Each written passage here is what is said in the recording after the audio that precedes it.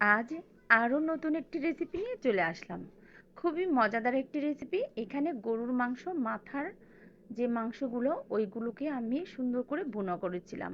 তো এই মাথার মাংসগুলো ভুনা করলে কিন্তু খেতে বেশ মজার হয়। আসসালামু আলাইকুম। এখন আমি এখানে মাংস রান্না করার জন্য চলে এসেছি। তো মাংস রান্না করার জন্য এখানে কড়াইতে তেল দিয়ে পেঁয়াজটাকে একটু ভেজে নিয়েছি। দিয়ে দিয়েছি দারচিনি, এলাচ, তেজপাতা।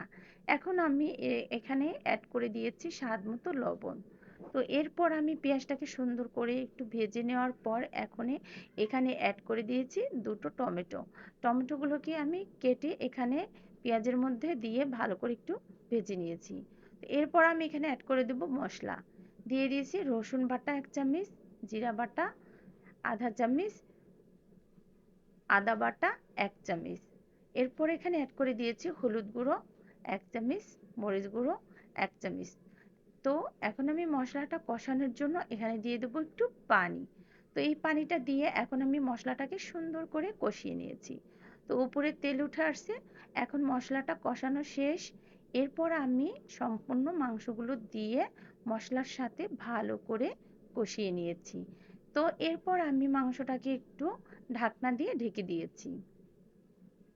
ঢাকনা তুলে এখন আমি মাংসগুলোকে আরও একটু ভালো করে নেড়েচেড়ে নিয়েছি। তো এই মাংসগুলোকে আমি লো হিটে এখন ভালো করে সেদ্ধ করে নেব। তো এর জন্য এখানে আমি একটু পানি দিয়েছি। এখন এই পানি দিয়ে মাংসগুলোকে আমি ভালো মতন 10 মিনিটের মতো সেদ্ধ করে নেব। তো এরপর ঢাকনা দিয়ে ঢেকে 10 মিনিট পরে আমি চলে আসছি। এখন আমি ঢাকনা তুলে মাংসগুলোকে সুন্দর করে নেড়েচেড়ে এখানে এখন ঝোলের জন্য পানি অ্যাড করে দিব।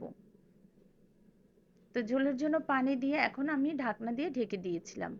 এই মাথার মাংসগুলো ভুনা করলে খেতে কিন্তু বেশ মজার হয়। সত্যি অনেক মজার এই মাংসগুলো।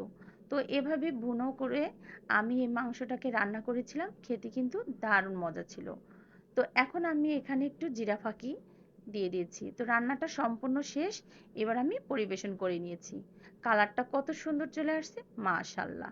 দেখতে যতটা সুন্দর ছিল, খেতে কিন্তু ভীষণ মজা ছিল। তো এখন আমি একটি বাটিতে তুলে নিয়েছি।